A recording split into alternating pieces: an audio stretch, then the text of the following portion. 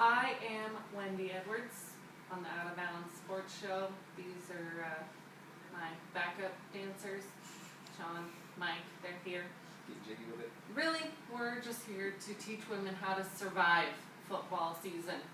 The smell is in the air, the widows are happening, it's coming.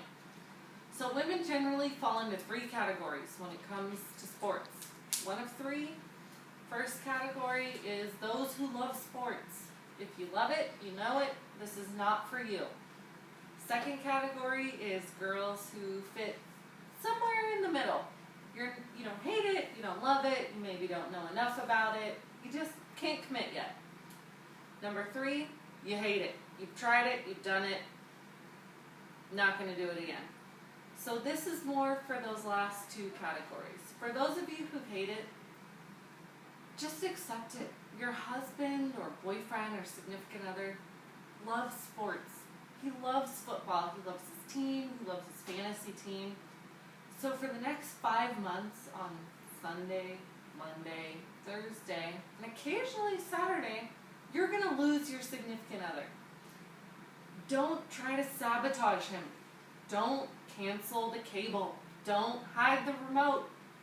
Don't throw away his lucky, stinky underwear, because it will backfire.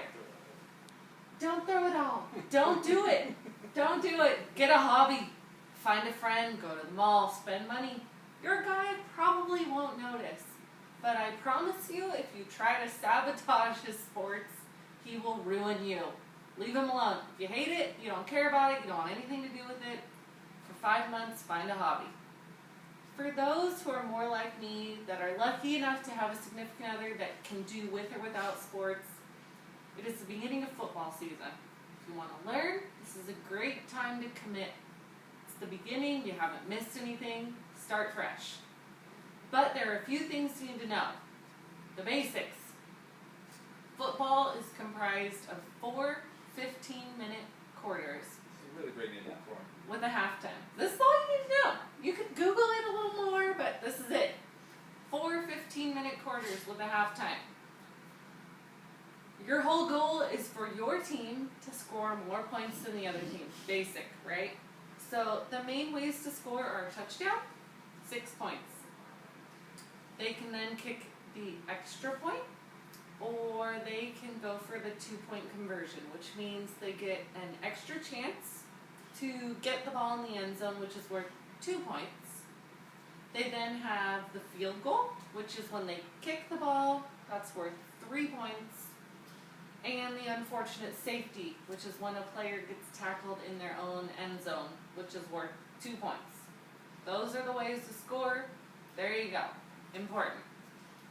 So the ways to score are comprised of downs. Basically what that means is the offense, assuming offense, defense, if you don't know, Google it. The offense gets 4 tries to get 10 yards.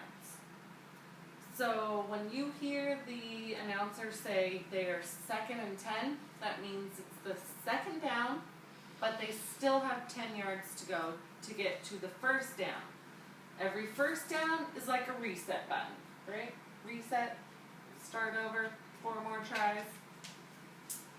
And let's see, what else do these ladies need to know here? How about the yellow line? Ooh, the yellow line.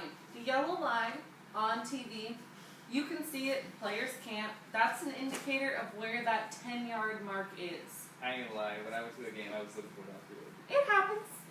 The other things that you need to know are false start is when an offensive player moves over the line of scrimmage before the play starts. Basically, offensive player moved too soon, they're done. Or an offsides is when a defensive player moves too soon, and then they get a flag on the play. Flag on the play, when the referee throws that yellow flag, basically means someone broke a rule, and they're going to explain it to you.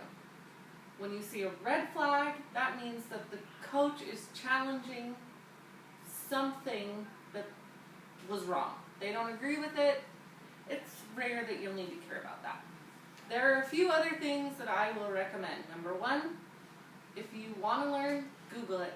5 minutes, you can find out all kinds of info. Next one is during the game, if you're out with a whole bunch of people, male, female, or at a house, that's not the time to ask questions. Watch it, keep notes, take your husband out another day, he'll tell you all about it. You can join a fantasy league so you have a vested interest in it. Procedural block. You can wear your team's favorite gear. You can make a bet with your significant other for fun. Or you can just make the snacks. People will appreciate it. But those are my tips for women to survive pretty much any sports season intact. I feel like you beat it. Good luck, ladies. Please listen.